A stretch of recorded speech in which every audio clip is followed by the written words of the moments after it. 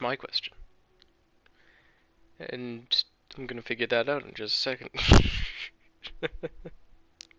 Hi guys, welcome to this video. Yeah, this video. Love this video. I'm hoping this goes better than the last video. Okay, good. Sorry for the feedback. Let's get on with it. So I'm just gonna real quick play this again. I don't think I played this DLC on my channel. So should be fun. Should be glorious. And I'm doing it on my Warlock now. I switched to Warlocking. Oh my god. The abilities are kind of dope. I went back and looked at it and I was like, oh, they added some stuff. They made the abilities kind of really dope, man.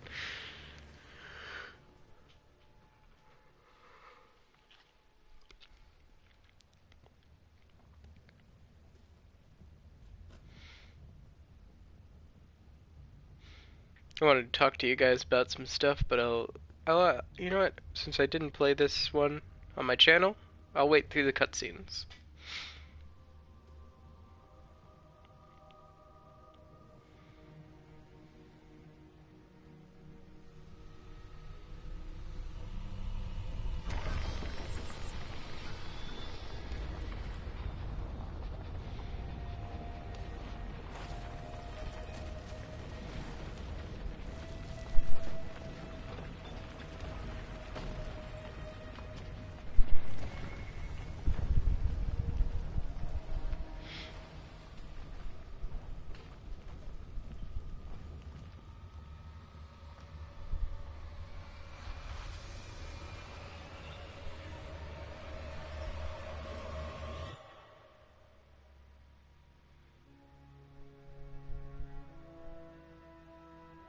At first, I thought that was my Guardian. The first time I played it, because I was playing as my Hunter, and I wore the exact same, like, clothing as that Guardian. I wore the Dreamer's Cloak, I wore this thing that gave me a side satchel. I was like, oh shit. Did the Darkness remake me as um, as like a different Guardian? Nope. It's actually one of her friends. Which made no sense to me, but it's a fun narrative.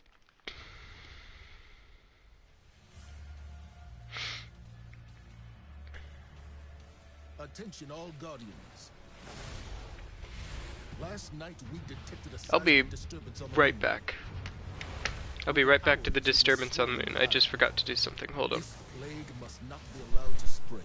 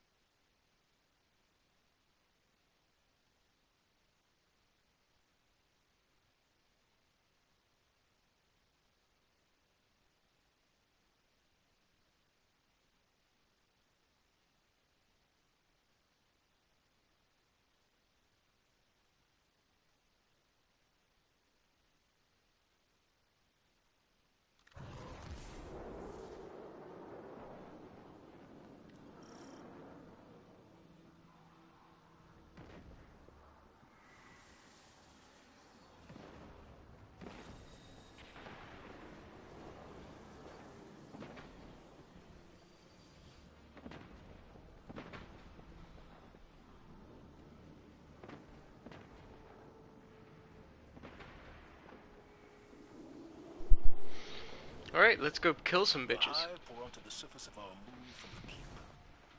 That is where our disturbance originated. We will investigate, but first we must regain a lunar foothold. Fuck off, Sabala. This is all too familiar. But do not let the atrocities of Kruta haunt you. Whatever this is, we will not let the tragedies of our past repeat themselves. I know it's horrible of me to say F off Sabala, but come on. I got it. That's like the go-to thing I have to say whenever Zavala's on the screen.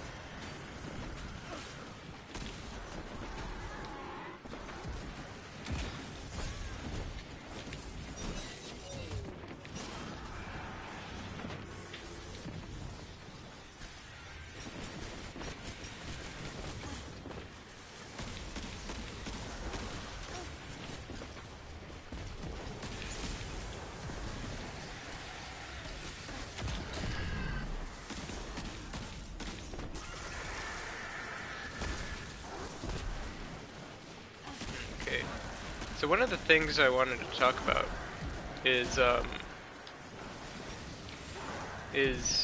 kind of the disillusion of how strong Guardians actually are in this narrative. I mean, I love Destiny 2. Don't get me wrong. I fucking love it. I love this game. I love playing it. They do a really good job. It's just that there's always a chance for a job to be done better.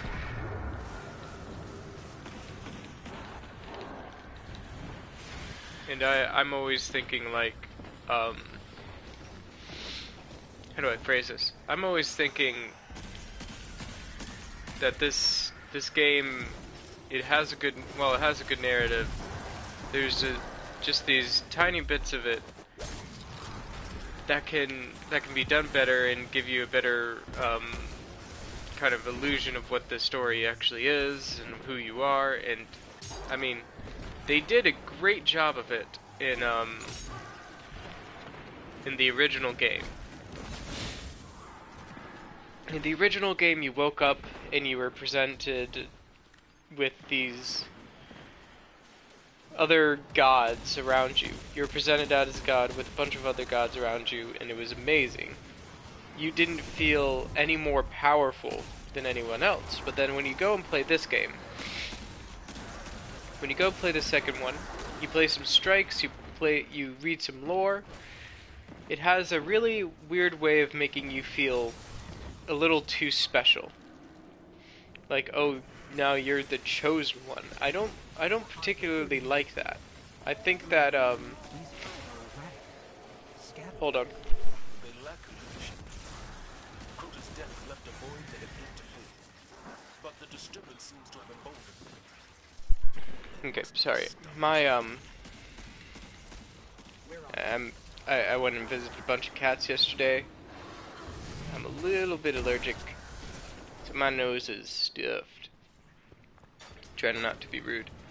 So, what am I trying to say? My problem with this is that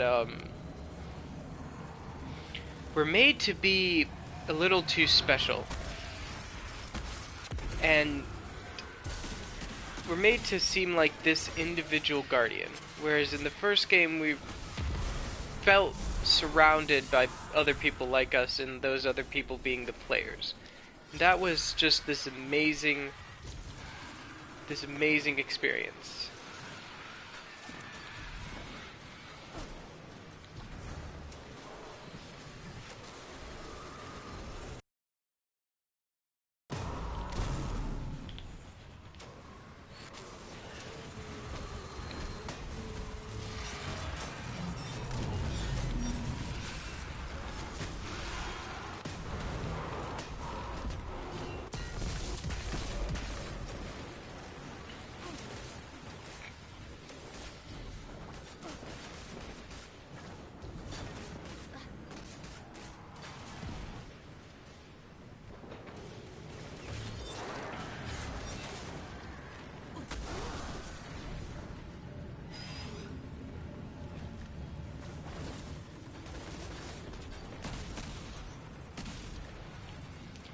And I think it can be done better.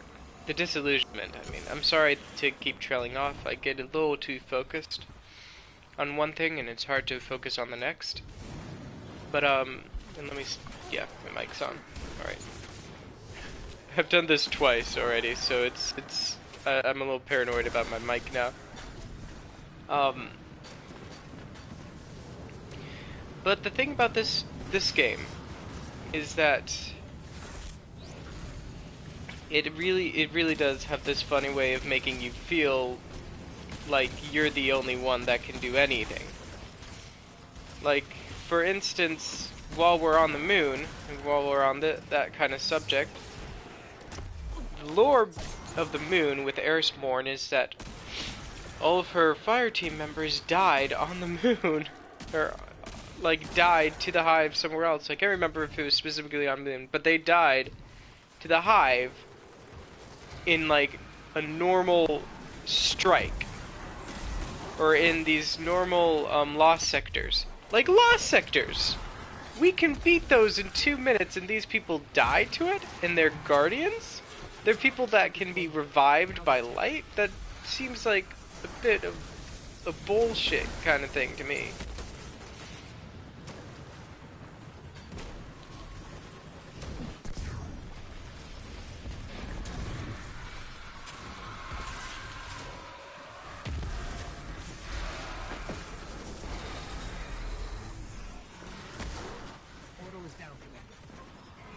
Good work, Guardians. There we go.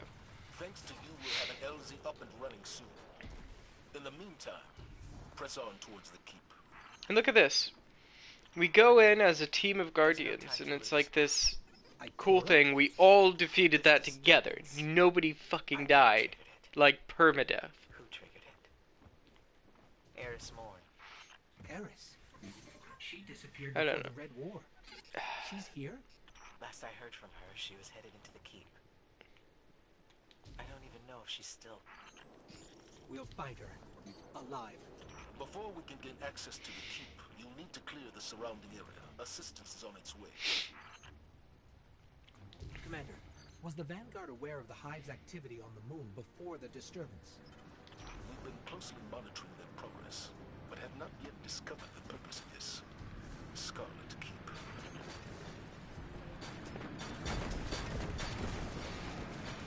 Wait, I'm on you! Shit! Well, thanks a lot. Ooh, actually, thanks a lot. A tank.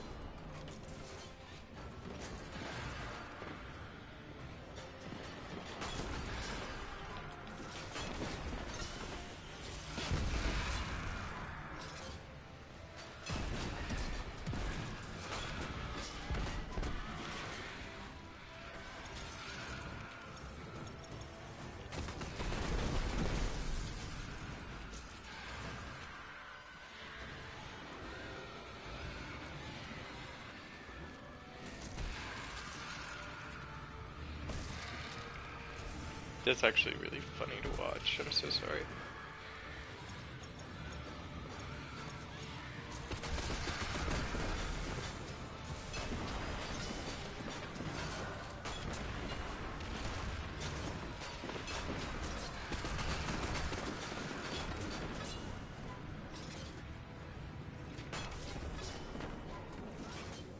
Whoa.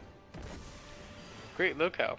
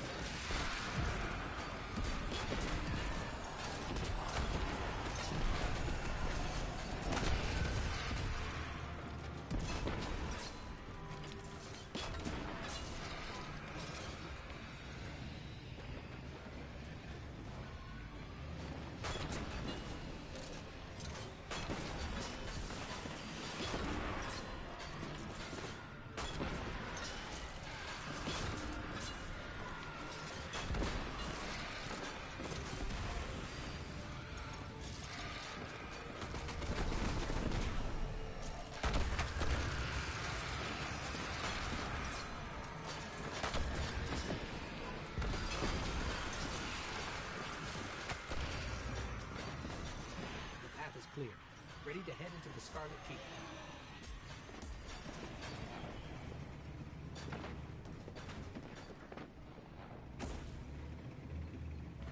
Eris came to me. She'd found evidence of something very old on the moon. A potential threat to humanity. Eris insisted on going alone. Just a scouting mission, she said. And I let her. Eris is resilient. She's proven that again and again. often to her own detriment. If anybody can take care of themselves, it's Eris Morn. Ikora, we've lost her signal. Bitch, we always lose their signal. That was that strange ghost. Dude, whenever we go into a deep dark cave of Hive, we lose people's signal. It's just an occupational hazard at this point, losing people's signal.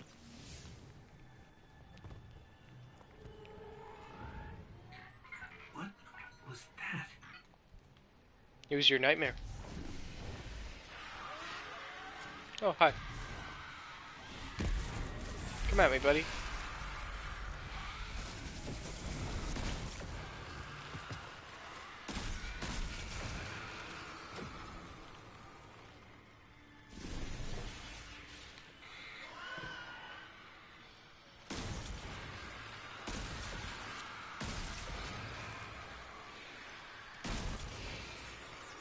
Do I have to have full Dreambane? Hold on.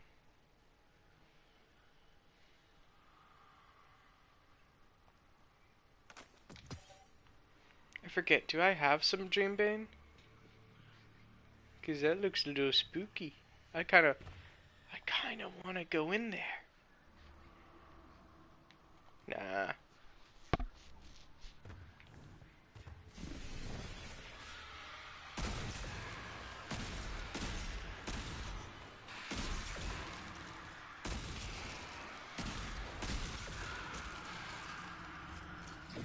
These Thrall aren't scary. Destiny, step it up. These Thrall aren't scary enough.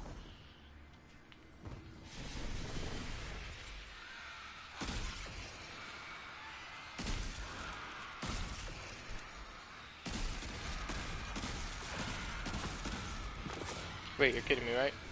Ooh. These Hive, That was fun. they're not actually Hive. Their energy signature is entirely unfamiliar.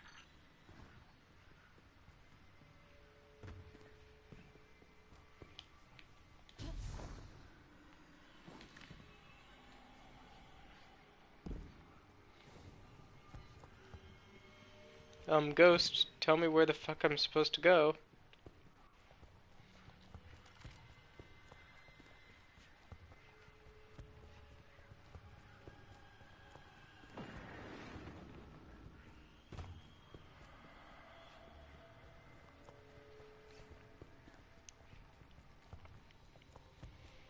Hey, floaty babies.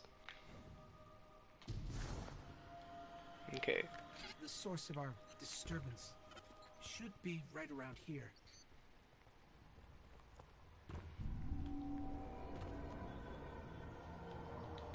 Ooh, I can't jump. What is that? I've never seen anything like it. This must be what Eris was after. You've seen something like this, Ghost. I mean, you're older than me. Possibly. You're made by the Traveler. You should know what the fuck this thing is. Something's wrong. I feel strange. Like someone or something is invading my light.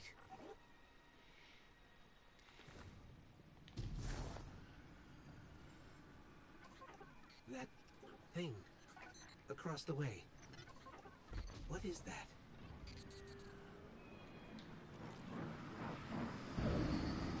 There's some sort of massive energy spike here. It's too heavy for us to pass through.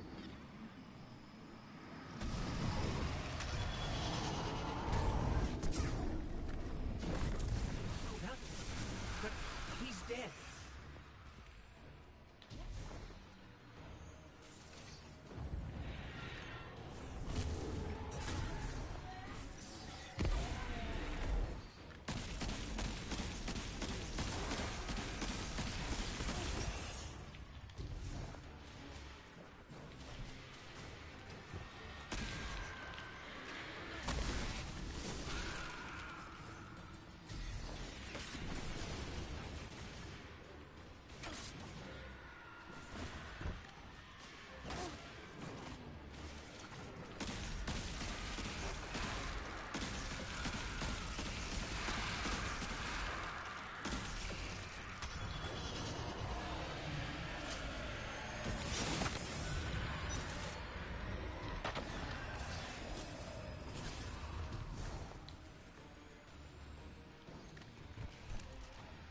Oh my gosh, that's the Halo music.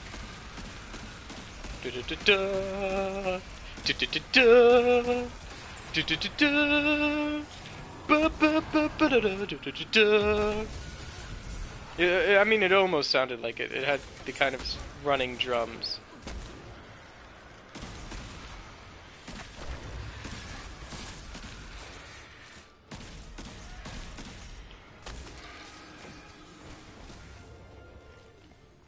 Okay. Gonna reload. Unstable essence. Oh, that's why.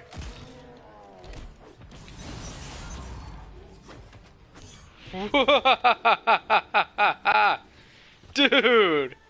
Did you see the damage this sword does? Like how much Generating? impact? Oh, don't worry. Did you see what I did?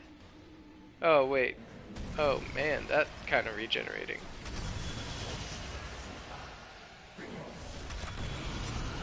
Yo, baby! No, we can win!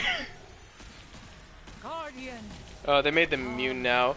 I remember when I was doing like a shit ton of damage.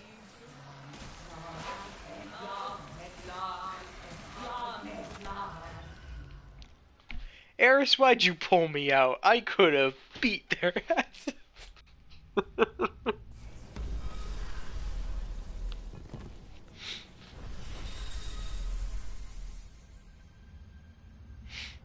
Eris Morn. I talked again. What the fuck?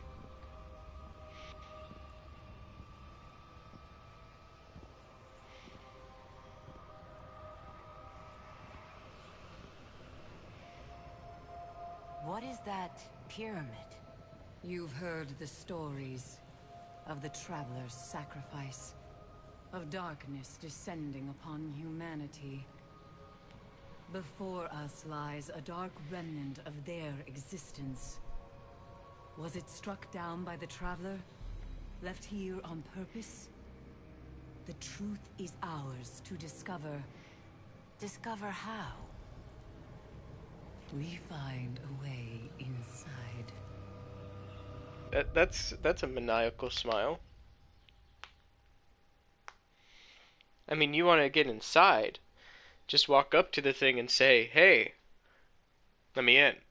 And it'll be like, "Cool, bro. Yeah, here's the door."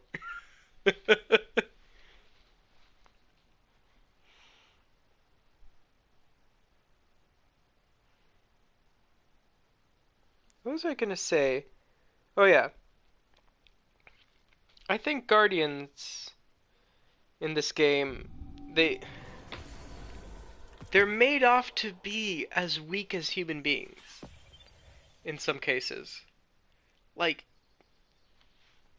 there's so many instances where our Guardian could meet their final death, but for some reason, we're the only ones that have never, like, came close. I know, like, in sometimes when you die in one of the levels, it's like, oh, you've reached your final death, and then you restart from the first place. But those are like when we're killing gods. You know? That's when we're, like, actually being the god killers that we are, and that's when we're, like, not with a fire team of amazing people. It's just us. That's when everybody else is being bullshit cowards, and it's just us. You know what I mean? And I know, like, in strikes and in raids, you can meet final death, but the thing is, with those kinds of things, the story, the way that the narrative works, it doesn't really fit. Because you'll defeat the raid, or somebody else will defeat the raid first, when the raid first comes out, and they'll say, "You went in there, and you struck that god down." And I'm like, oh yeah, cool. I didn't do that, but hey. Because I haven't played many raids, but still. They give you credit, because it's like making you feel special. I've only seen, like, after the, I think it was after Last Wish? They said a team of Guardians went in, and they did that, and I was like, awesome. They made it a team of Guardians. I don't feel all powerfully special. What the hell is this now? Okay. Damn. Don't know what that is, but it's cool. Begin.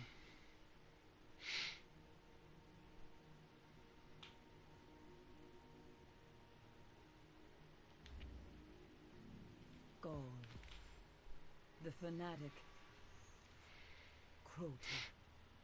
Like living nightmares, your past confronts you, Guardian. Old scars reopen around me as well. Phantoms of my friends return with a malice they never truly had. Every one of them, the twisted will of that looming pyramid. We must not let it distract us from our goal. Finding a way inside. We're in this together now. Nothing can stop us.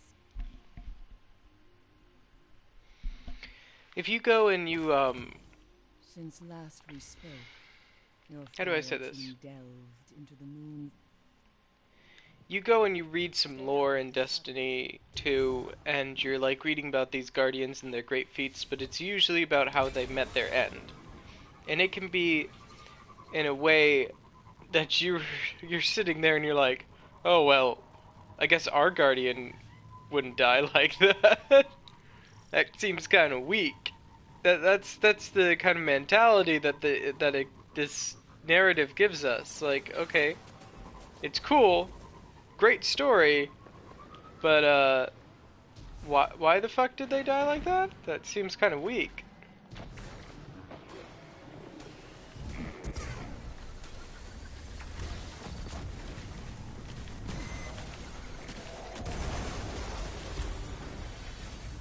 I just swooped in out of nowhere.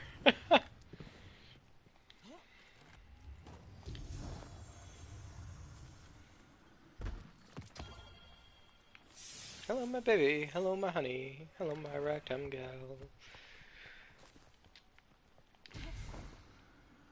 I don't know how I'm trying to say this. The lore tells you about these great heroes and then their fall from grace. And it just always seems like great story, bro, but kind of bullshit to me.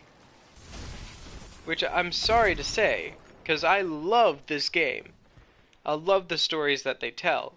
But at the same time, I kind of hate how, yeah, that was their final death. What?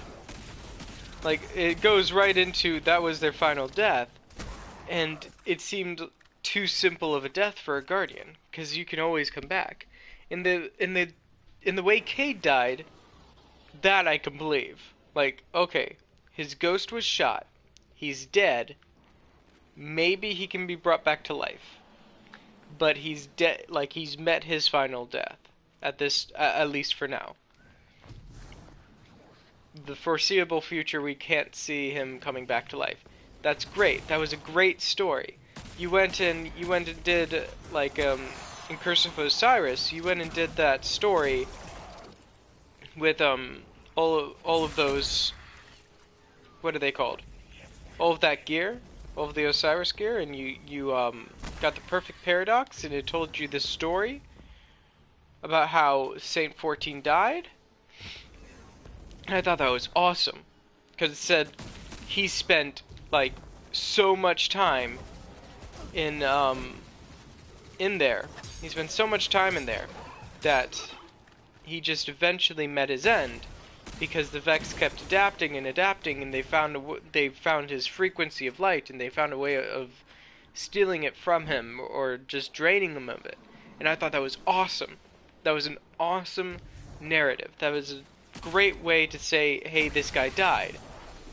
And then they brought him back. But he died doing some amazing shit. Like, he died fighting legions and legions of Vex. It was just, like, you went to, like, we've been to his gravesite. It was a fucking war, like, it was remnants of a fucking war zone, and he was at the top of it.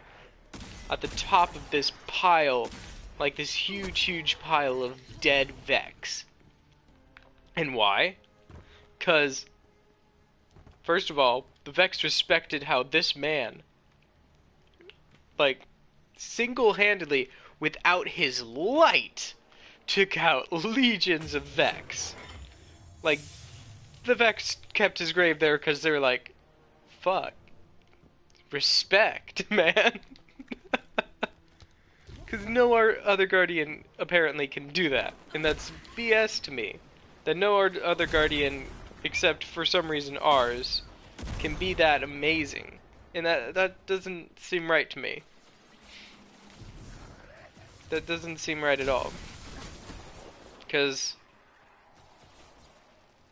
Guardians, in their own narrative, are people chosen by the Traveler to guard it. To be its... literally, to be its guardian. And I think, great story. But then you've got to follow through on that story. You gotta make it so we don't seem like we're the only guardian that can that's actually truly chosen.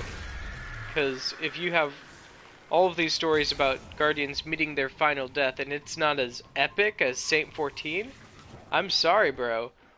That just doesn't seem right. Like it said, I don't know all of the specific lore of this one, but there's a, I think there's a Titan woman.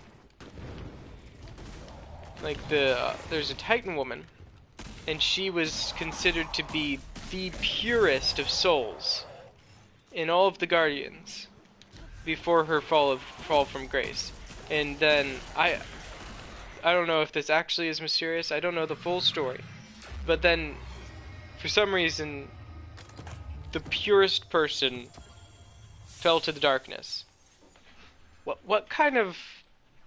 what? I'm sorry, what? How? Fucking how does that happen? I just... it's so weird to me that would happen. It's... what?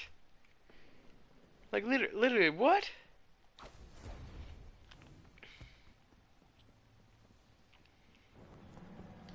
That's not... and then she meets her final death. Like, and then she meets her final death. And that doesn't make sense to me at all, because once you've joined the darkness, you're essentially... so... this doesn't make sense to me either. They make it seem very weird in the fact that once you join the darkness, you lose your ability to respawn. But the darkness is essentially the same as light, I think. It's its polar opposite, and it should have the same capability. I mean, it can create nightmares in Shadowkeep. Darkness creates nightmares, and those nightmares are like respawning people that have died in a certain aspect. If it can create, then it can recreate Guardians. It can bring them back to life. It should be able to.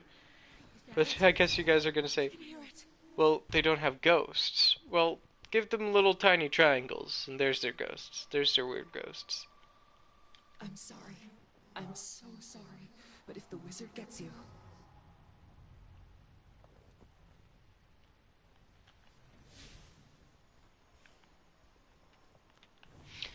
One moment. You mean that wizard?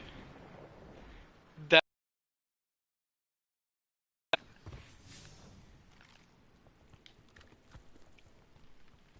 Let me show you how weak that Guardian was. Like, hold on. Hold the phone. Did this Guardian die to a simple wizard in a lost sector? Jesus fucking... that's what I meant. Is it this wizard? Boom, dead. Was it this wizard? Boom, dead. I know I have like the falling guillotine, but come on. Oh, it's not those wizards? Oh, is it this wizard? Hold on. Hold on. Let me just...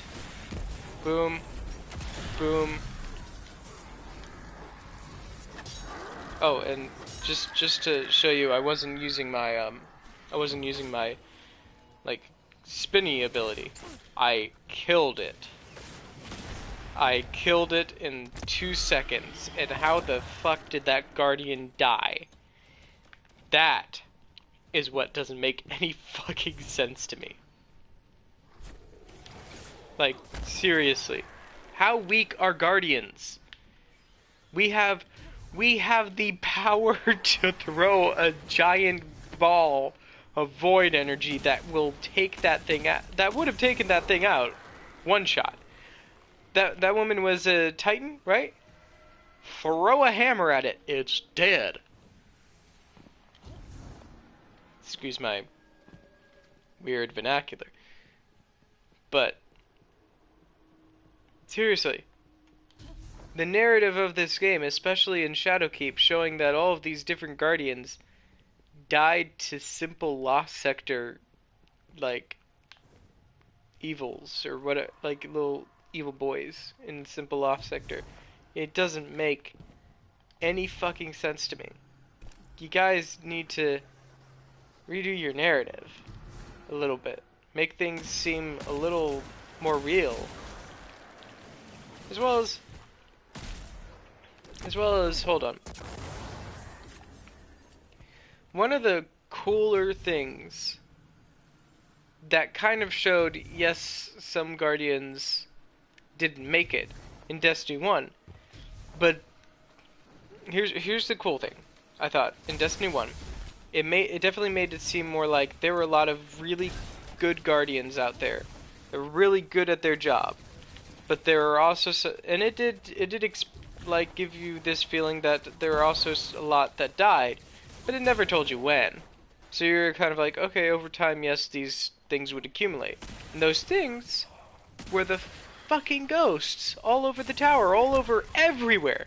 You could go and find a dead ghost, and then you go and, like, give it light again, and it'll go find a new person, kind of like Green Lantern's rings. Actually, exactly like Green Lantern's fucking rings. Honestly, that's the best comparison I can, like, ever ask for. Green Lantern's fucking rings. You go and you wake up a ghost, and it goes and wakes up somebody else. Awesome. That way, because that guardian, whoever that ghost was, that guardian didn't make it, which I don't know how, because it's still, you could remake its ghost? Okay, now that's confusing.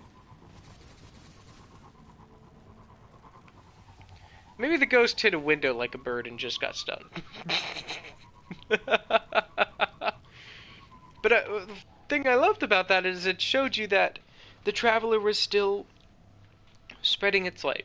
It was still making new Guardians.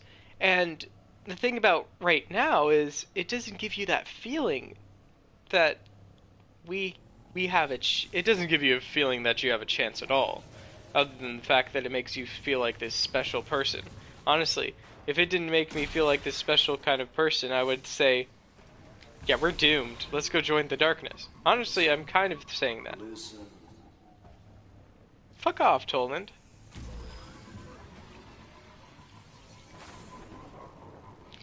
Honestly, I still kind of say that. I still am kind of thinking, well, darkness is making a valid point. That's in my head. I'm like, you know, it's not like the Traveler's making any more Guardians out of the factory. Darkness could probably bring some people back that we want back. I mean, if that becomes an offer from the Darkness, I'm gonna be like, yeah, I hated Zavala anyways. Punch him in the face and be like, yep, let's go. Thank you, Darkness. Like, if it says it brings that, if it brings Kate 6 back, oh man. If it brings Takeo 3 back, sign me up. I'll be like, you, sir, yes, you, sir, brought Takeo 3 back. I'm joining you. Where do I pledge my allegiance to the flag of the United States of Darkness, America? I'm sorry. But seriously, the narrative that they're showing, it makes it seem like they want you to join the darkness. Because light seems so fickle. Excuse me.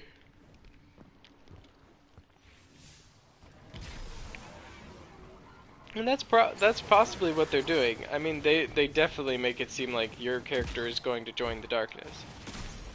But give me a narrative that makes me feel like, oh, the best, what is supposed to be the better side has hope.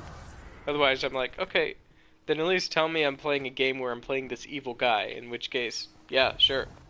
I won't be royally disappointed when I get to it. I won't be like, oh, you didn't give me a choice. And they've done that sometimes, where I'm like, oh, you know what? I kind of wish this was a choice game.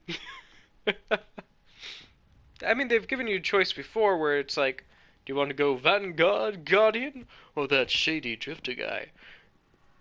And then everybody looks at Zavala and they're like, shady drifter guy. Because fuck Zavala.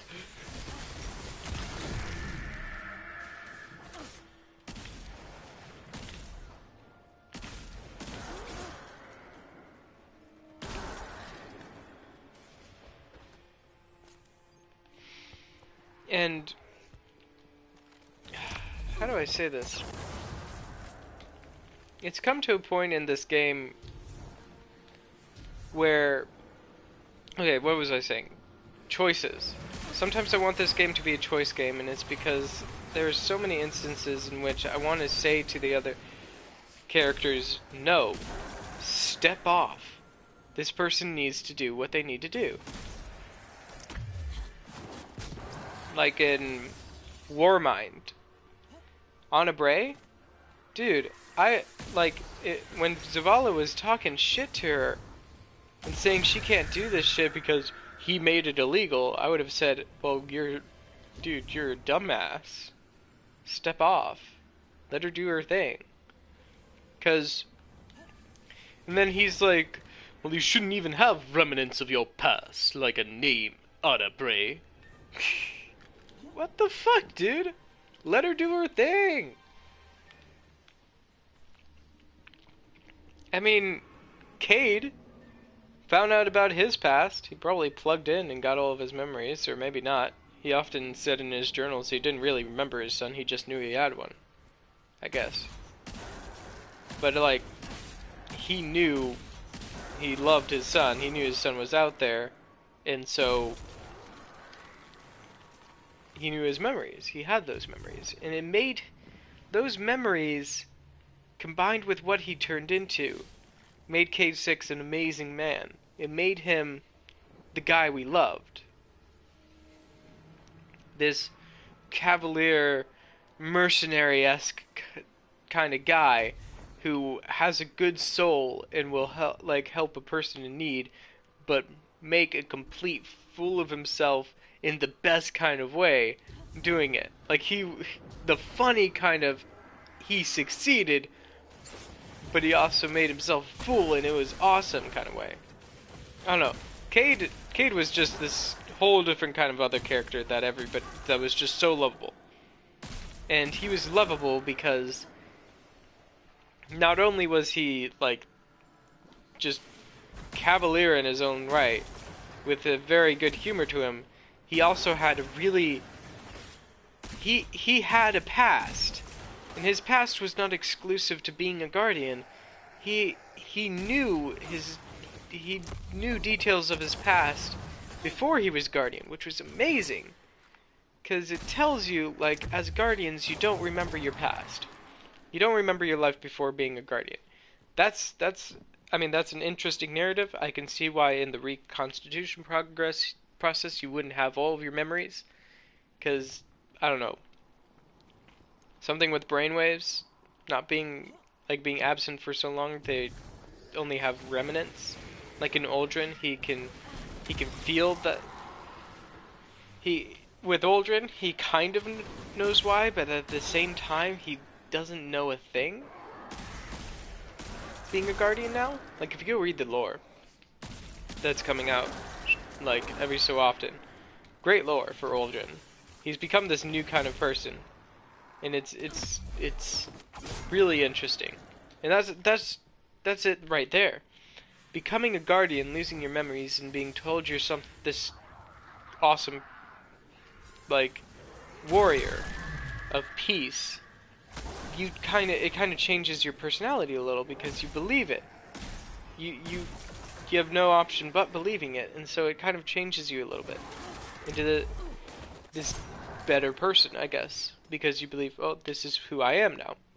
I don't know who I was before, and then you find out who you were before, and those personalities, the one that you've built after being a Guardian, and then the one that you used to be, they kind of collide, and they make this really cool person, this really likable character, because they don't remember their past, but they definitely have one.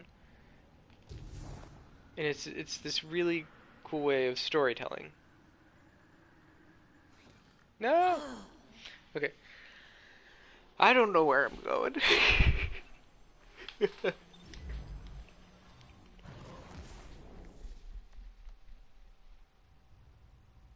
No, I'm supposed to be here.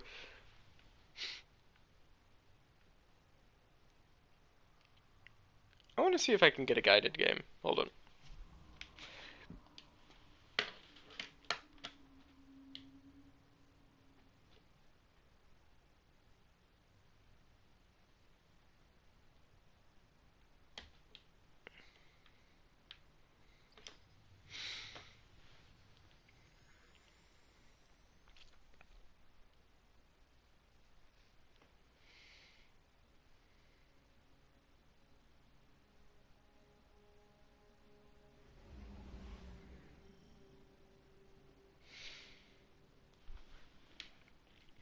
I wholeheartedly agree. I want to be helpful. Um, and I might, like, if I do find a game, I might turn off my mic. I'm sorry. Because just to go and play the raid and such, it'll be fun. And I might, like, actually, I might just turn you guys off. And I might just ask them first and then reopen it in another stream. But, what was I saying? The cool thing about, actually, I might just go to Crucible. The cool thing about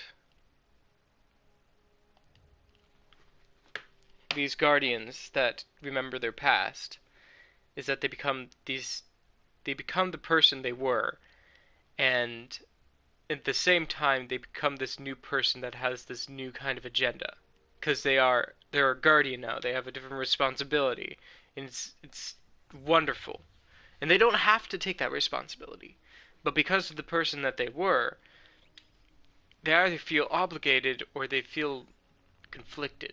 And it can create this really cool character. I bet when Aldrin finds out who he was and researches that like Cade Six did and like Anna Bray did, he'll become this kind of conflicted character that makes a really badass kind of Hunter Vanguard.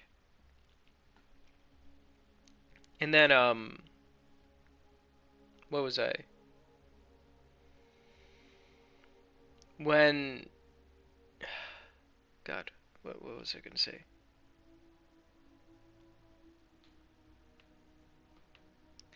And that's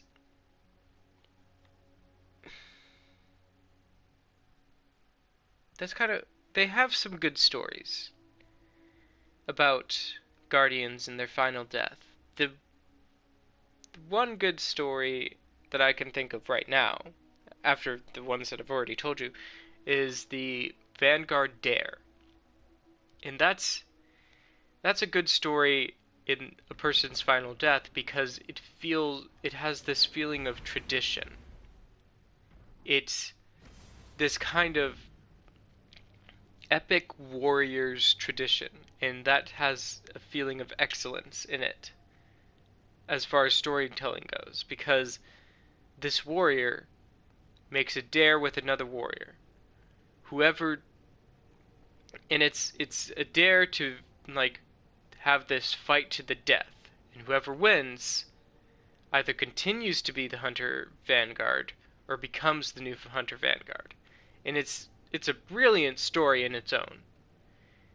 Because and that's for whoever to kind of do this, because one is sacrificing their life to take new responsibility, and is kind of meeting their end that they've been looking for, and possibly allowing who they think is a good replacement to take hold of the reins.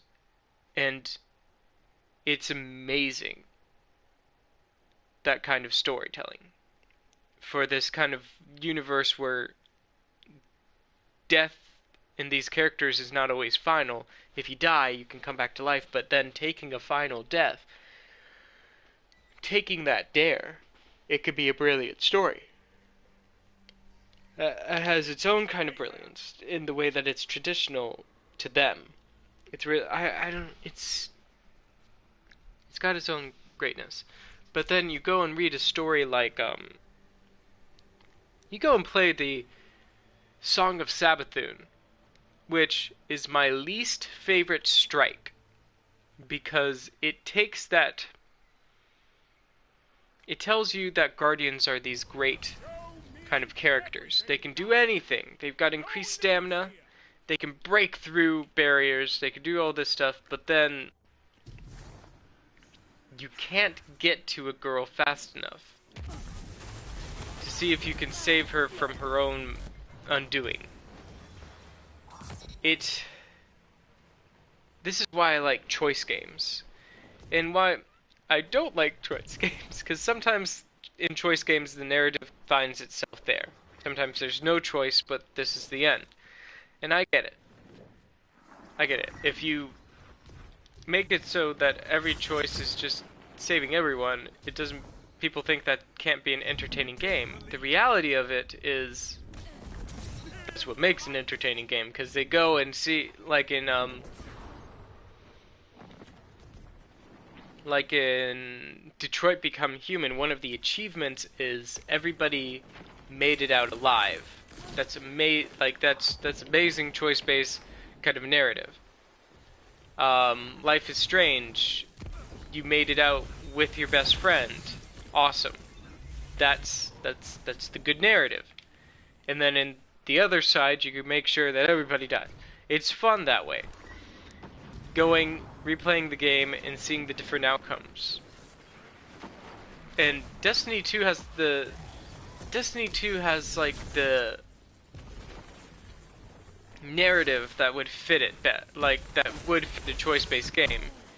And I get that they want to have it to where, yes, sometimes these people die, that's just reality. But in the Song of Sabathun strike, it makes me feel inadequate that I couldn't save that person. I can go and defeat a god, but I can't save another guardian? And it said, well, we're all out of crystals. There were 6 crystals in front of the door just to get in there. It seems like utter bullshit to me that she said, oh, you'll have one in a second, and then she goes and turns herself into a crystal. And there's nothing we can do about it. The ghost doesn't say, hey, we found some around, let's see if we can make those into these things that we can use. I don't know, it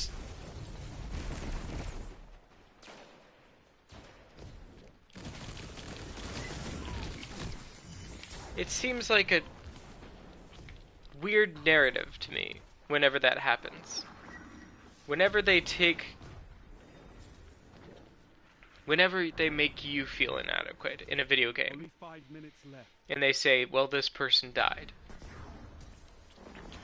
And they say, like, you were just too late. Saying that a person is just too late makes... Personally, I think it makes the person feel inadequate, And it can be bad storytelling sometimes because that feeling of inadequacy can just make the person feel like, well, then this game is not worth playing, because all of a sudden you can take my greatness away. I can have all this skill, but then your narrative can get in the way of my skill. And sometimes that can be done right. In the case of the Red War, oh man, they take away your light. Like a lot of people die, and it's out of your control because it's just so abrupt. And even like, I have my own opinions about the Red War. In some cases, it can be great storytelling. In other cases, with their own narrative, it can be a bit iffy. But in this case, it can be great storytelling. In this instance, because of what I'm talking about, in the subject at hand, it can be very interesting because they made it to where there was really nothing more you could have done. You were up there, you lost your light, you probably could have given Goal a run for his money, but all of a sudden you just felt weak knees, arms heavy, like mom's spaghetti kind of ordeal. And it didn't make you feel inadequate. It didn't get, like, it made you feel like, okay, I messed up, but I can save this. That's the way that it made you feel. And that's a better way of storytelling, because it doesn't make the person playing feel inadequate. It makes them to where they're like, okay, maybe I can save this, because that's only the start of the game. But then you go and play a strike that makes you feel utterly inadequate, and it bugs the shit out of me playing that strike. Because Takeo seemed like a really neat character. I wanted to get to meet that character, but then all of a sudden you took it away from me. You didn't even Game of Thrones that shit. I didn't even get to see the character. You guys just killed her off after her first few lines. Like, that's when you're watching Game of Thrones. You meet this character, they say he's so-and-so, he just ran through the woods, came back, and they're like, okay, kneel down, we're gonna chop off your head. Okay, I don't really care about that character anyways now, I guess. It's not even Game of Thronesing. It's like taking Stark, giving him, it's like taking Nathan Stark in the series. He's this really cavalier looking guy. He's this cool looking guy. He's got this cool kind of character about him. And it's like taking him in the first episode and just killing him off. And you're like, oh, well, that guy could have been a good character. And he could have been this character that they only mentioned. He only had a line, like, he was in the back of a carriage. It was just, like, really dark. He had a few lines, and then he moved on, and then his carriage exploded from cannon fodder, or magic, or whatever. And then he's dead. And you're kind of like, well, he could have been a cool character. And you heard about this character before in the show, right? And like, they kept mentioning his name. They made him a really interesting character. You never get to meet the character. And it gives you this feeling of disappointment. It doesn't give you this feeling of, oh my god, I gotta watch the rest of the series to see who avenges this guy's death. No, it gives you this feeling of disappointment. Because they had this lead up to what could have been a cool character. Like this great character. You could have met this character. They could have had a really neat design. You don't know. You could have seen this character. You could have met them for a few moments. And then they go and they do something amazing. And then they have their final death. That could have, like, if you went in there, you met Seiko 3 at, like, just the door. And she said, okay, I'm going to do some badass shit. Just don't do what I do. And she goes up there and she, like, takes out like you just get to watch. She takes out like all of these hive, and then she dies, and it has this beautiful, phenomenal death. And then you're like, okay, that was a cool character. She had a cool death. No, they took that away from you, because you never got to see it. You never got to be there. Never got to meet the person. They had potential for a good character, but then they took that away from you. They took that storytelling away from you, and they left you with disappointment. That's what gets me about that strike. It's that it had the potential for good storytelling, but then they ruined it for you. They ruined it for themselves, and they ruined it for you. And it just is not. It's disappointing. It's really disappointing. I'm sorry. I have strong feelings about that strike. And like earlier, I was saying I have strong feelings about the Red War. It can be good storytelling in the fact that it said, okay, you've done everything you can do, now do what's next. Good storytelling. Bad storytelling in the fact that they say that the Guardians are these amazing kind of people that were chosen by the light to be these amazing people and just given this little extra kind of kick to their step. Great. But then you go around in the Red War and you saw that like thousands of them died and you're just sitting there like, really? None of them had the spunk, the stamina, and the amazingness to like take out like whole armies of these people.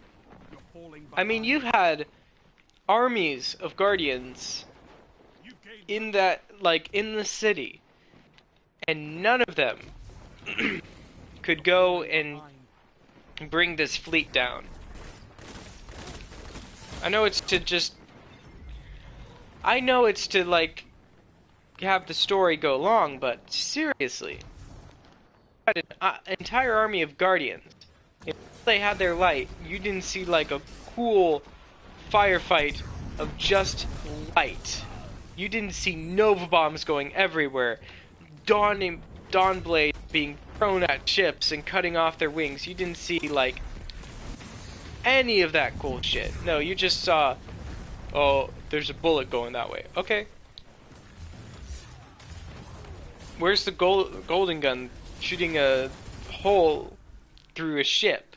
Like, imagine if a bunch of hunters were like, okay, we're gonna do some really cool shit. Ricky, you're gonna go and shoot your void bow at that ship. And, or like, you're gonna shoot your void bow at that building. It's going to, like, hold back the ship so that us 7 hunters can switch to golden gun, don our supers, and shoot a giant hole through the ship. That would have been fucking awesome. And it would have been fucking awesome because you have all of these different Guardians and all of their light, and they're chosen because of their amazingness and their creativity and their combat skills, but then you take that away and make it so we are the only ones that are special? What do you mean? You have an entire like, the narrative of the first game is you have this entire army, like this entire civilization of people that are Guardians, and none of them could have, like, at least done some serious damage to the first fleet of Red Legion that went into the war? Like, what the... I mean, you could have still done that and then shot the narrative along. Like, and then he covers the Traveler, they lose their light, and then they're still fighting, and they're doing great, but they die in glorious battle. But then you go and you actually play you actually play the game, and you're walking through these hills, and you just see a camp of 3 Guardians that are just dead on the ground, and it looks like they got ambushed in their camp. How does that happen, first of all? Like, they had 1 hunter... Oh, no, wait. I think they had 2 hunters and a Titan. Those 2 hunters would be clever as fuck. They would have been like, okay, we're about to get ambushed, and then the Titan would have been like, okay, I'm ready to punch people in the face.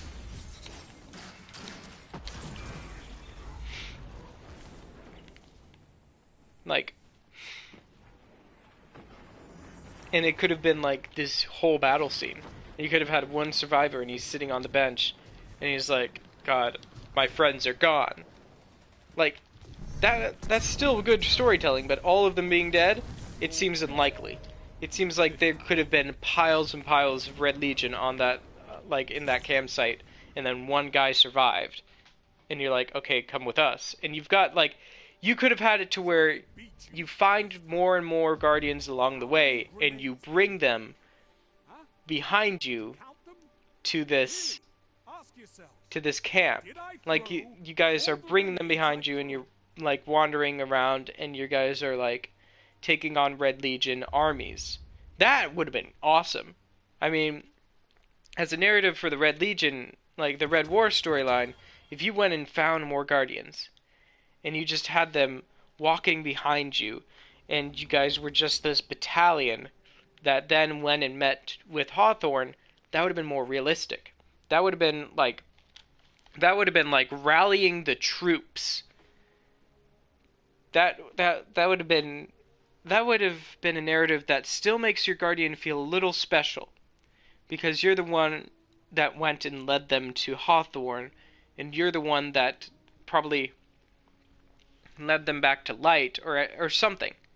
Like, you could have even had it to where you go around the tower, and you bring some of these people that you just brought back to the tower, these little NPCs. Like, you could have not the tower, the farm. You know how you have people walking around the farm? You could also have NPC guardians that you go around in the like when you're about to go and get your light from the shard. You feel it. They feel it too. So you go and make a fire team, like this false fire team. And this would be great for the single players. You make this false fire team, mostly of NPCs and yourself, and you go and you guys get your light back together. And then after that, it's single player. It's just you and your friends. But that would have been a great build-up for the start of the game. Losing your light, finding these people, building hope again, and then getting your light back with these people. And it gives you, and in that way, it keeps the same kind of feeling that you had from Destiny 1 that is missing in Destiny 2. This feeling of community of Guardians. Like in Destiny 1, you didn't feel like as a Guardian you were alone. Like you were the only person that could defeat an army. You didn't feel like that in Destiny 1. Instead, it had this feeling of community. You went into the tower and you saw these like in the first game, when you get to the tower for the first time in the first cutscene of the tower, you see all of these other guardians running around, and it's this beautiful scene because it has this sense of community. It has this real sense of community, and then it brings you into the tower, and there's all these players in the places of those guardians that were running around, and you're like, and there's our community. And the community is the players. And it's wonderful. It's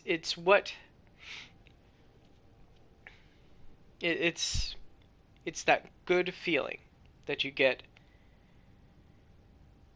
from the first game that they are absent of in this second game. Because in this second game, they're slowly making it feel like guardians other than yourself are inadequate. They can go into a lost sector and die. And how does that happen? How do they die in a simple lost sector? Like that witch situation. How did they die to the witch? Did they just get blasted a lot with the fire beams and somehow they died? But they're a guardian. Beams, or I guess little lightning bolts. Okay, they died. their ghost brings them back to life, and they go and kick that witch's ass. That's what happens. That's what we do. I mean, if I went and died in that lost sector, I would have come back to life.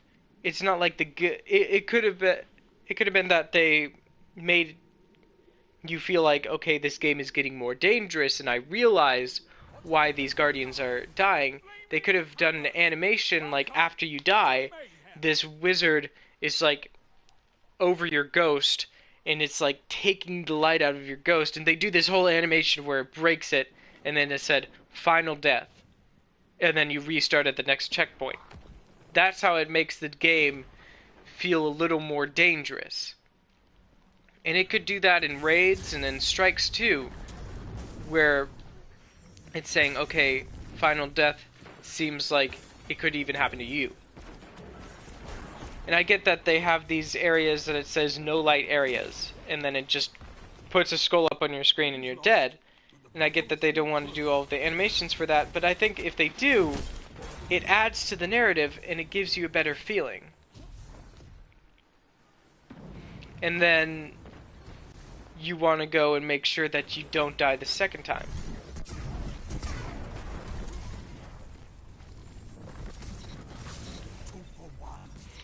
It's how do I what they could do is they make this little animation every so often that happens when you die. You can die a final death, and it can be an algorithm, it can be not an algorithm, it can be random.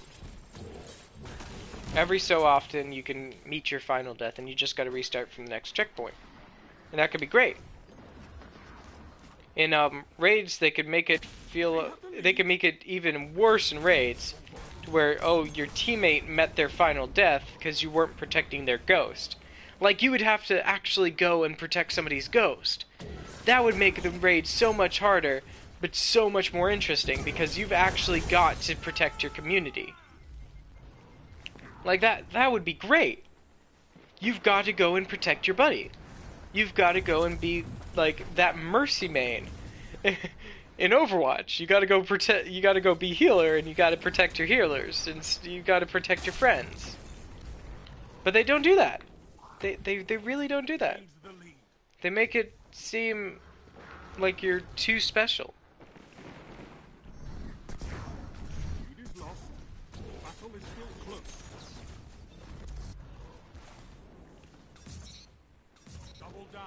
Nice. From downtown. I'm getting so many void achievements.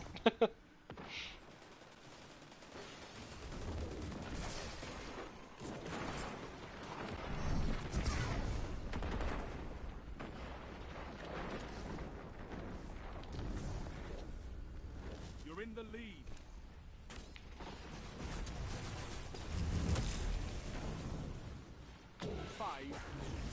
Plenty of time to fight.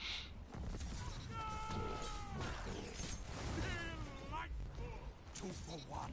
Yes. Triple play. Three down.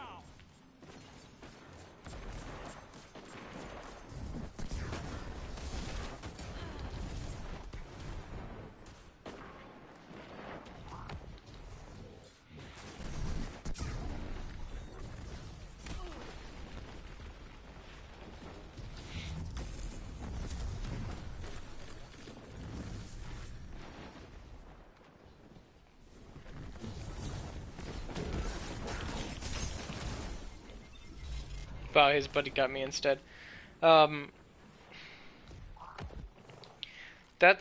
guess, that's what I'm truly, like, a bit mad about in this game, is it's lost its sense of community. If you go and you play this game, you have to, how do I say, a lot of people playing single player feel bad because they can't play the raids. And there's a lot of people out there that are a little awkward about going and, like, finding people and bothering them. And it's kind of just the way this game perceives itself. It's saying that you're this singular, special person, you can do amazing things all by yourself, but then you can't do a raid. And then because you don't feel that sense of community, you don't really have that little bit of encouragement to go and that encouragement with that sense of community to go and ask somebody. In Destiny 1, I had that sense of community, and so I went up to this random person and said, "Hey, are you doing any raids? Or do you just want to like play together?" Excuse me. I've been talking a lot and I don't have water.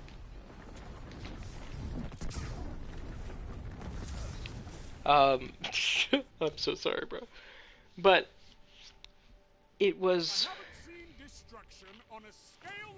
I in this game I'm awkward to go and ask random people, "Hey, do you want to go do raid?" Cuz it doesn't have that same sense of community with the Guardians as it does in the first game. In the first game, I went up to a random person in the tower and said, "Hey, you want to go play some strikes together? You want to go do this? Would you help me out with like going along in this story?" And I've made some interesting friends for a certain time being just doing that. And I had that encouragement in the first game from that sense of community. This game, the second one, they make it seem like the world is way more dangerous. I know they're trying to go for that grittier feeling, but you can still have that gritty feeling while also giving it a sense of community. If in raids, like I was saying, if in strikes, if they had to protect you, if you actually had to build this relationship with the person that you just met in a strike, it would have that kind of sense of community, and it would have that gritty feeling, like that grittiness to it that they're looking for. Where okay, your guardian can die a final death in this strike, and you have to start over from the checkpoint. Um, but you've got your other team members. If you die your final death, you're just going to spectate them the entire time. You won't get a chance to respawn. That would be awesome. And you get this animation of your ghost dying, and they can see it as a beacon of, okay, we're doing badly on this strike. We can wipe and help that guy out, or we can finish it ourselves. And that guy can cheer us on. It still gives you this either sense of community or this sense of dread that they're looking for, and it can be really great. And it could be that like you still get the rewards if your team didn't help you out. It just goes to your postman, which makes it a little bit out of the way, but it doesn't make it too bad. Because I know that there'd be a lot of people out there that would not help out their teammates, and if they die to final death a certain amount of times in the strike, the people would just give up, and they would just finish it themselves, and that can happen. That can totally happen. I can see that happening, but they can make it to where, hey, you still get the rewards of the strike afterwards. It just goes straight to your postman, like it does if you played and you forgot like to go back and grab that engram, and that can be fine. That can be how it's done. You, but it gives the same sense of grittiness, but it also gives you a sense of community. It makes it to where, okay, you are obligated to go and help your buddy out. You're obligated to go help this person out. You have this responsibility and sense of obligation and building together this sense of community. Otherwise, you feel like a lonely guardian in space that is the only one capable of punching a witch in the face. I love Destiny. I love the story, but all I'm saying is the narrative and the way that they give you this sense of community can be done better. They can make this game a little more like Destiny 1, not by Not by giving you the old maps and the old guns of Destiny 1 that you loved, but by telling a similar story and making you feel that feeling from Destiny 1 again. Because it's not the guns, it's not the... It's a little bit the armor sets. Yeah. It's not the guns, it's not the armors, it's not the maps that gave us this sense, this feeling of greatness in Destiny 1. It was the story you guys told. And it was this sense of community in Destiny 1 as Guardians that gave us this feeling of greatness. We had this feeling that as a community, we can take on a god. As a community, we can take on this army of this army of hive knights, and we can actually win this because it had this sense of community.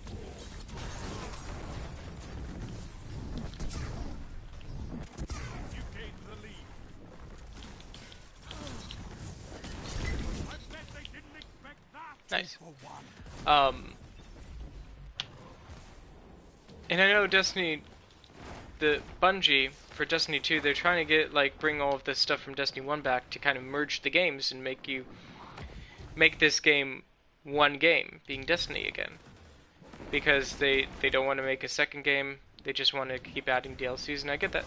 It's going to be awesome.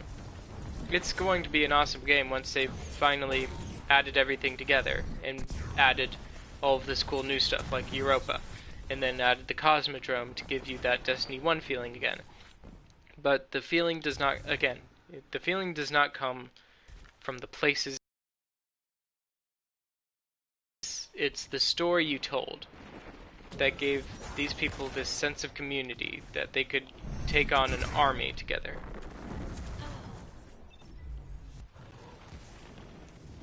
Although, in another instance, I mean, I love that they're doing this, and I love that they're adding these things from Destiny 1. It's going to be neat to go and see the Cosmodrome again and see what they've added over time and see how they've changed a little bit. But at the same time, I want that sense of community back. I want to go, like, have the courage, because of that sense of community, to go and ask somebody, hey, you want to do raid? You want to go... And I mean, the first raid that I did was Vault of Glass, and I didn't even have the DLC. I didn't even know, like, how I was doing that, but they were like, okay, let's go play Vault of Glass. It brought me into Vault of Glass with them, probably a glitch, but I had a lot of fun. I mean, it's not my favorite raid. I know it's a lot of people's favorite raid, but it was definitely a good raid. And it was a fun raid to start on, and it was a fun raid to go and ask somebody, hey, you want to go do raid, and then they bring you into Vault of Glass.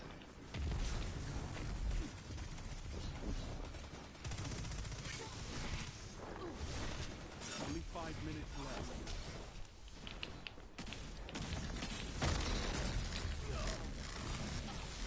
Oh, I thought he was on our side! The guy died!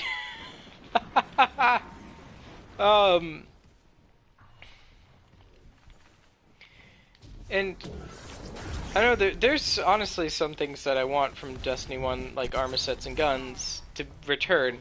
And for me, I'm sorry, it's not anything exotic, or it's not anything even legendary.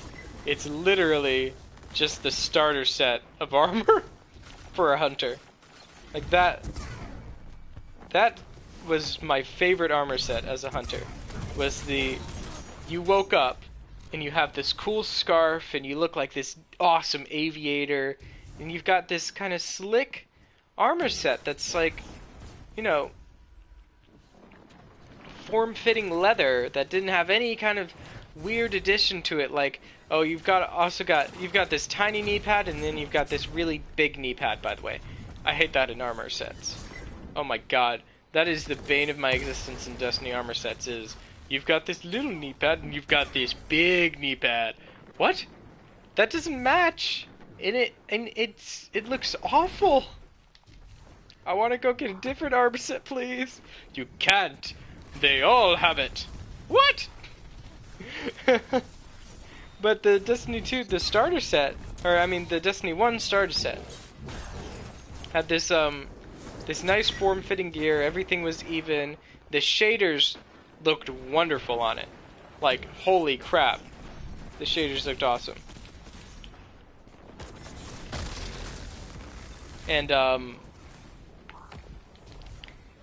that scarf. I loved that with a hunter. What you started out with as your mark, it was not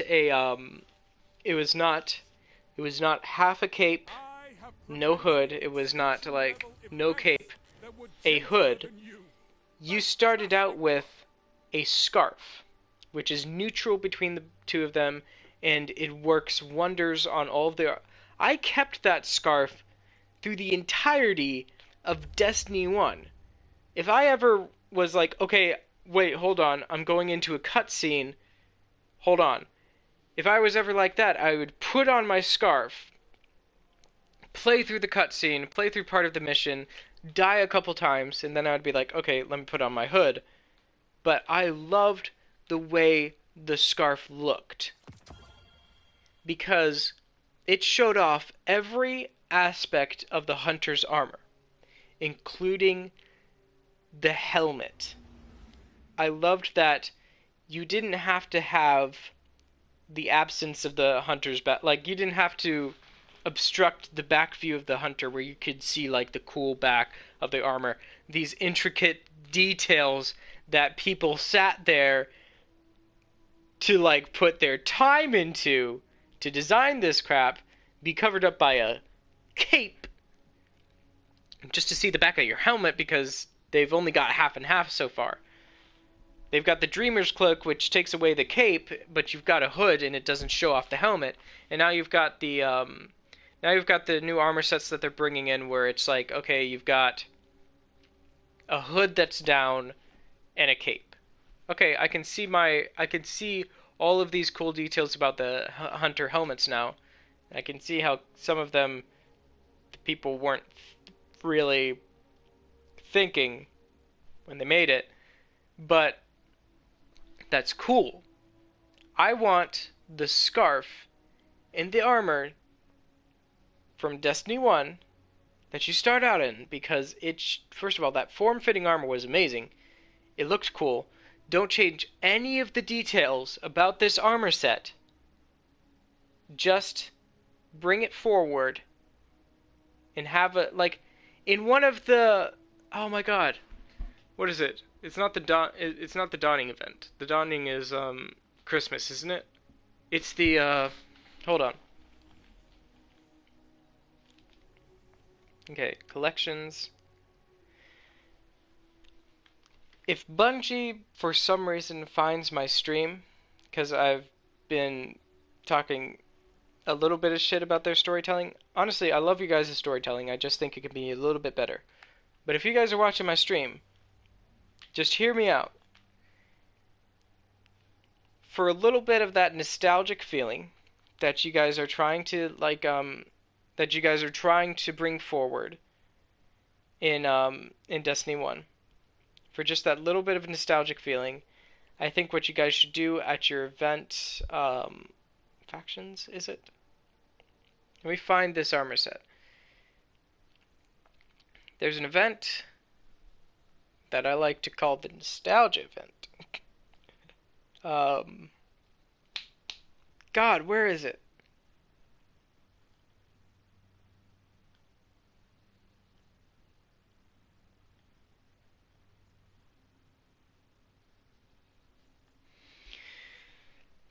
Oh God, this is gonna.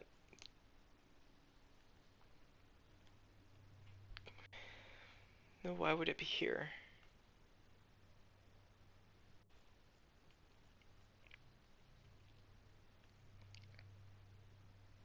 God damn it. Where is this? God. You know the event, when the first time it came out, it introduced like a new part of the city that you could go to, and you visit Icor, and she was next to a tree, and it's like they were shooting off fireworks, and it was this view of the tower. You were looking up and you saw the tower, and it was this like amazing kind of event to do because you kept like you at least got to go there once and meet people and there and look around.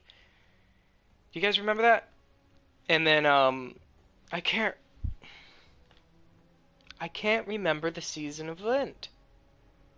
But you got your armor set from the beginning of Destiny 2, and you got to upgrade that into like 4 different tiers, which honestly I couldn't do. It seemed like too much work, and I had actual like work to do. I'm sorry, but you could do the same thing with that. But instead of doing all of this work to make the armor set look cool, you just have it to where you can earn, or you can find your armor from when you were first awoken, or when you first woke up in Destiny 1. In Destiny 1, I know that you guys brought that mission forward, and you made it to where like you wake up and it's the Destiny 1 kind of wake up scene, and you go and fight the Fallen, and it's all of that. I know that you guys brought that around, and you brought the Cosmotrome back, and it was really actually fun. I played it on the Warlock because I wanted to for this season I actually wanted to restart my Warlock. It was a lot of fun, but yeah, dude, hold on. You've gained the lead. Not gonna leave you hanging, man. Anyways, you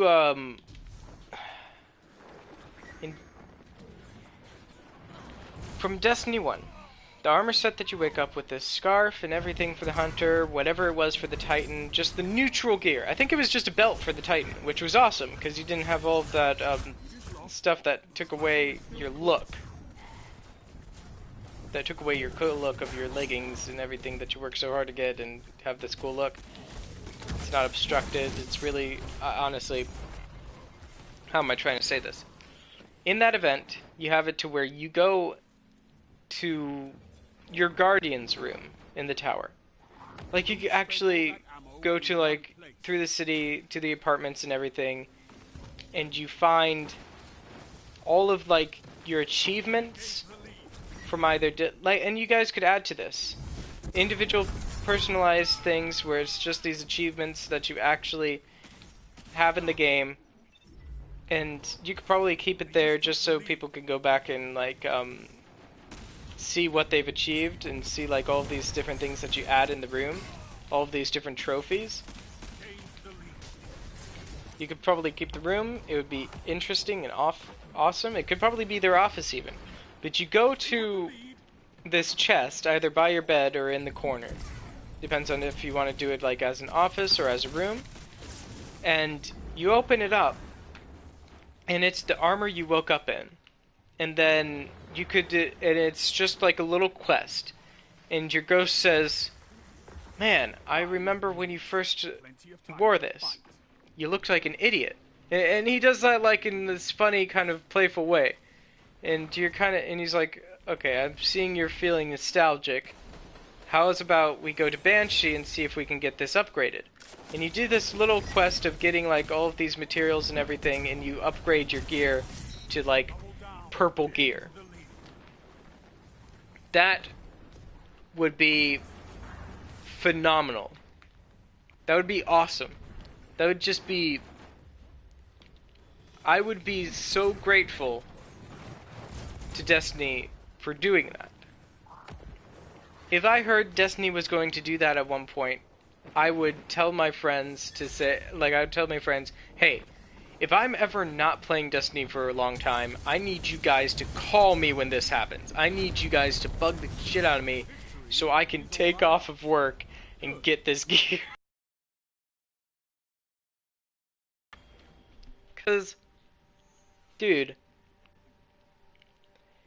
that would be just amazing for the people. I know that you guys try to cater to everyone, not just the veterans of Destiny 1, but I know, personally, I'm not a Destiny 1 veteran. I didn't play the game until after I played Destiny 2. And I only played a little bit of Destiny 1 because there just weren't enough people to go and play it with. There were some people, I could go find some people to do a raid, but there just, over time, there wasn't enough people because Destiny 2 was becoming so big. And there wasn't much to do in Destiny 1 to get all this gear over the years that you wanted. But I know that you guys try to cater to everybody and not just the Destiny 1 veterans. But I think this could be a really great experience. And for people that don't know, hey, this is from Destiny 1, it may look a bit rudimentary, but it's just nostalgic for us. It could bring those people that are Destiny 2 players only to their friends who played Destiny 1, and their friends are like, okay, well, here's the story in Destiny 1. We woke up, and it's much like, hear me out, it's much like what we do in Destiny 2 now, that they've changed the game a bit. But you wake up, it's this moment of like, okay, the game's just starting, and it gives you like this rush, like, okay, oh my god, it's a good game so far. And it's the famous line, your ghost wakes you up, you look up to him, you look at your hands first, and it's like this, you're looking at the first part of the armor set. You want to see the rest. You see the gloves that are universal for every Guardian, the Guardian gloves. And you look up and you see the ghost, and he says, eyes up, Guardian. And he said, I'm sorry, I woke you up in the Cosmodrome. It's a dangerous place out here, but I can get you through it. And you go and grab your guns, and you go to this, like, fallen Kel that you kind of, like, have a score to settle with. You're kind of like, okay, you shot at me, buddy, and you can't settle your score yet. Your ghost is like, we gotta get you out of here first, and you've gotta get some better weapons. And you're like, okay. And you go into your ship, you somehow get it off the ground, but you can't quite leave there yet, so he brings you to a different part of the Cosmodrome, and you get and maybe you go to the tower, and then they say you need space capability, you need light speed capability, so you go and you scavenge some spaceships, which is awesome. You go and scavenge these these engines and different materials and stuff from other spaceships to go and make yours better. Fucking amazing. Fucking awesome. Like, really. That's too cool for school kind of shit.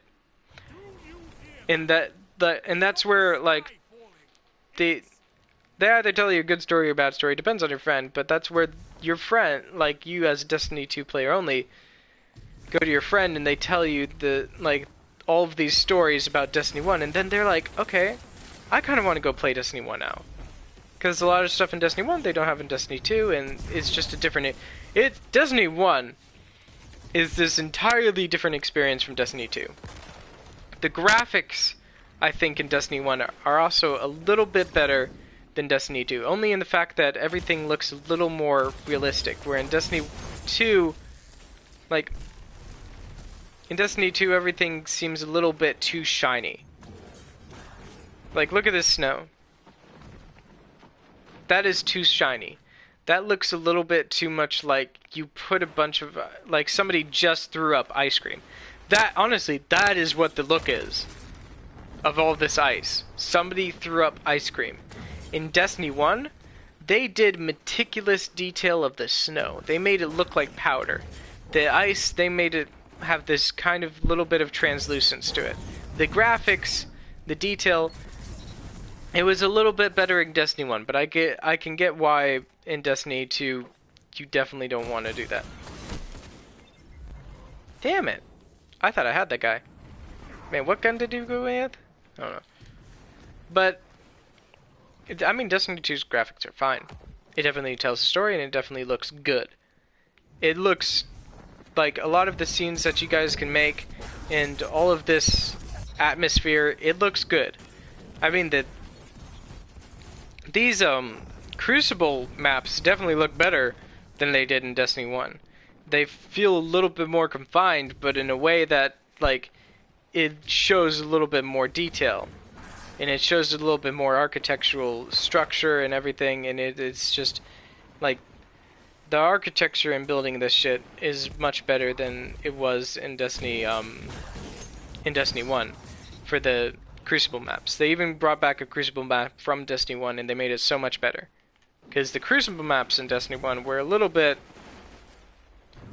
It's like they made the game look amazing for playing actually all of the open world, but then you get to the Destiny 1 Crucible maps and you're like, okay, half the map is missing. I see some flat green Lego shit right there. Like, you know, in Legos you can get this like big flat green kind of area that you build up upon. Like that, but in building a digital world. There is that shit in digital world, and it's part of building it, and it looks like those green Lego platforms.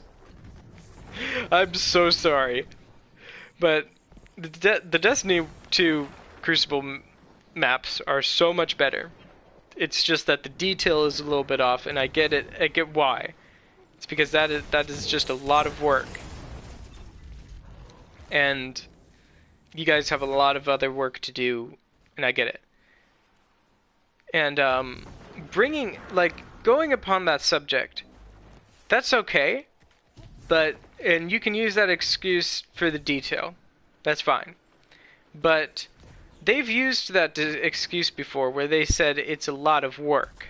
They've used that exact excuse. And it was for something in Destiny 1 that they need to bring back to Destiny 2 that everybody is anticipating and waiting for, and it's Sparrow Racing. There was this point in Destiny 1, there was this event called, like, that they only had twice, and there was like a year or two apart from each other, and it was Sparrow Racing League. It was this awesome, legit competition in the game, kind of like whenever Iron Banner or something comes around and you're kind of being competitive and you're having that kind of great time, but it's Sparrow Racing.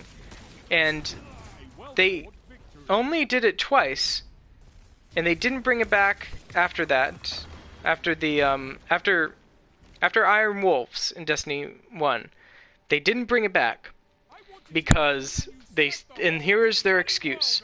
They said building a Sparrow Racing map takes up so much resources that we could build 3 strikes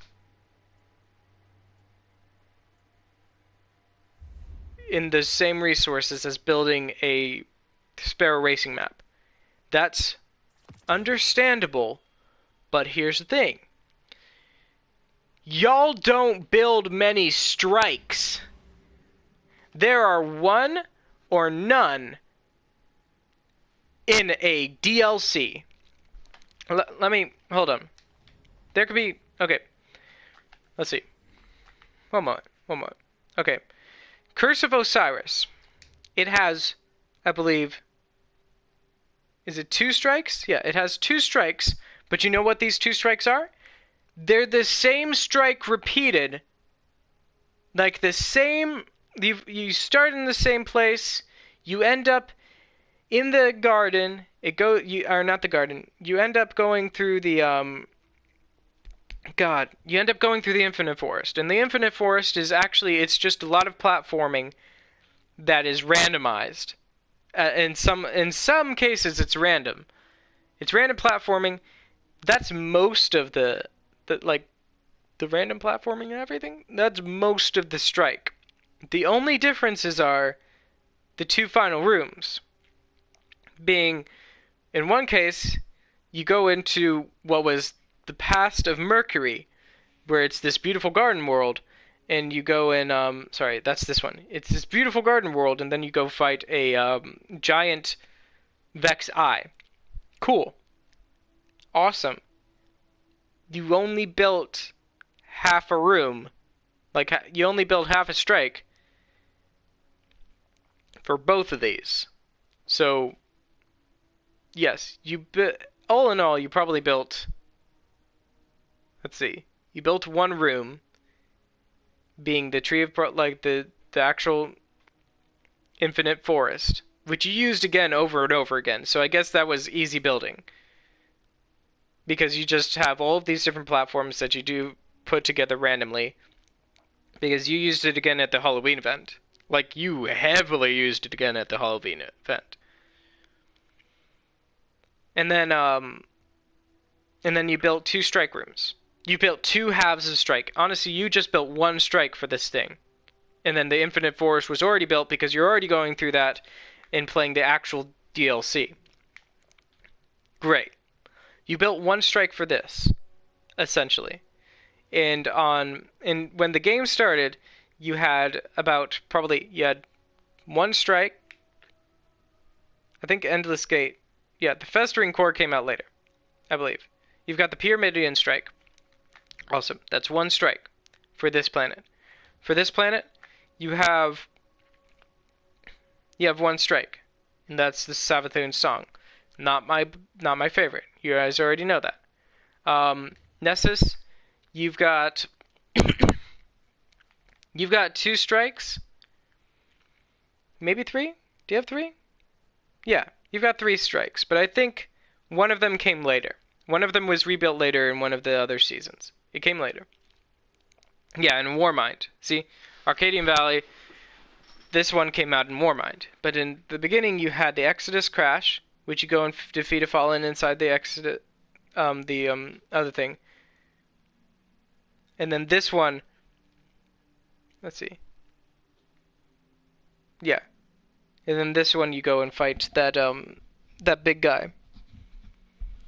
Awesome strikes. You built 2 for that planet. So 1, 2, 4. Let's see.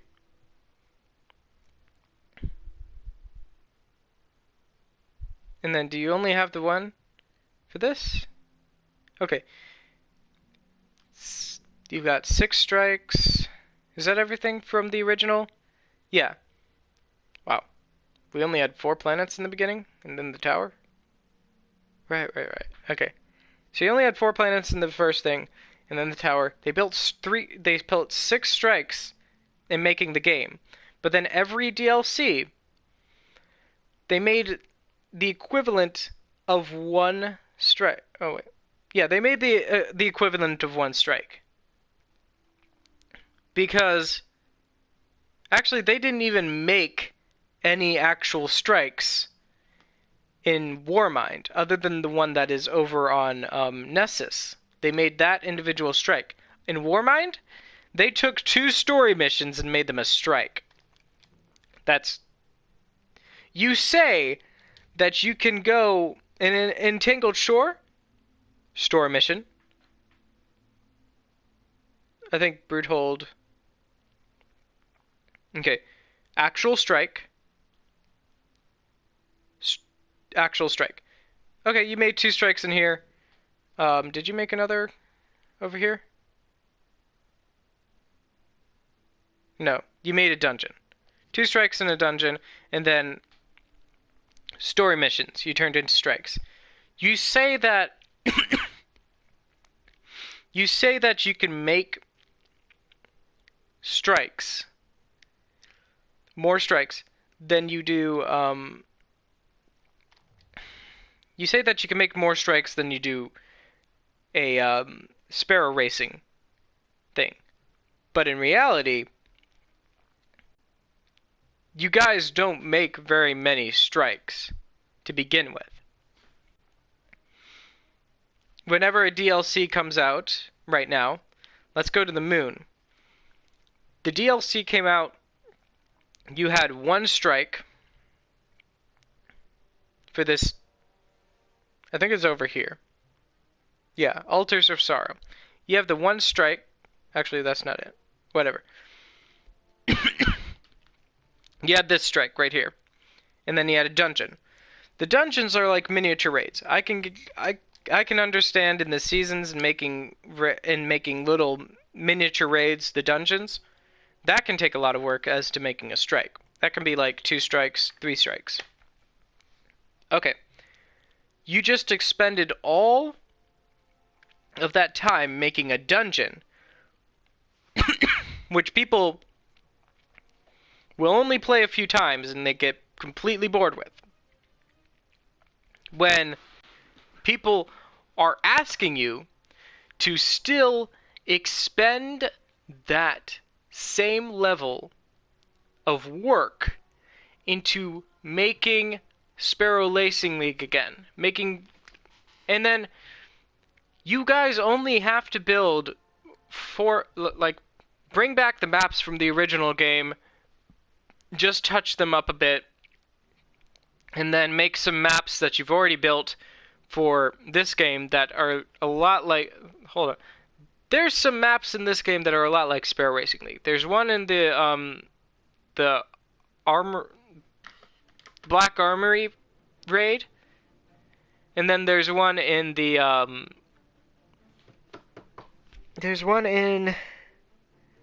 Prophecy Dungeon, I believe, that are fucking Sparrow racing tracks. You touch those things up a bit, you add a bit more track, I guess, in some of them, which is really just, for the Prophecy Dungeon, you just take that, copy and paste twice, move it to make the track 3 wide. Done. Literally done. Like, what the fuck are you guys doing? Kind of done. And then, actually, sorry, while we're on the Prophecy Dungeon, you guys made a Sparrow Racing League track in a dungeon. You said the Sparrow Racing track is enough work to make 3 strikes, and then you put one in a dungeon, which is enough work to make 3 strikes. You put in the work for 6 strikes in a dungeon. And you can't bring Sparrow Racing back? We don't even care. Like, okay. I personally, I'm not going to speak for everybody, because I know that people also just want the competition, they want the sense of community back for Sparrow Racing. Sparrow Racing League as an event would be awesome. Personally, I just want to race my friends in private matches or public Crucible Sparrow Racing matches just for fun. Like playing Crucible, but instead you're racing on your Sparrows that you paid money for. Like, what did I pay this silver for to get this cool-ass Sparrow, if not to go race it against my friends? Seriously. Seriously, Bungie.